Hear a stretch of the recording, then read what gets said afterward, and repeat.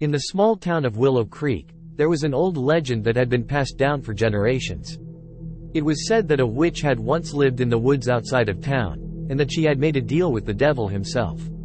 The witch was said to have possessed a book that contained powerful spells and incantations. It was said that anyone who possessed the book would gain immense power, but at a terrible cost. For years, people had searched for the book, but no one had ever found it. And so, the legend had faded into obscurity. But one day, a group of teenagers stumbled upon the witch's cabin in the woods. They were looking for a place to party, and the old cabin seemed like the perfect spot. As they explored the cabin, they found a hidden room. And in that room, they found the book. At first, they were thrilled. They thought that they had stumbled upon a treasure trove of power and magic. But as they began to read the spells, they realized that something was terribly wrong. The spells were dark and twisted, and they seemed to demand a blood sacrifice.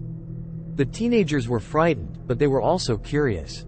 They wanted to see what would happen if they performed the spell. And so, they gathered in a circle in the woods, and they began to chant the incantation.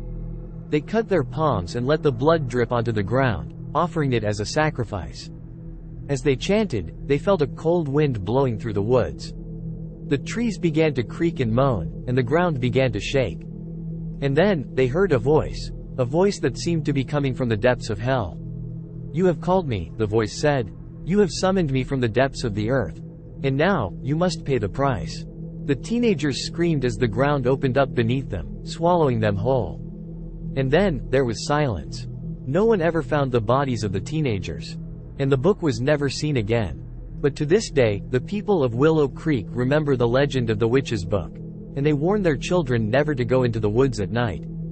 For they know that the devil still lurks there, waiting to claim his next victims.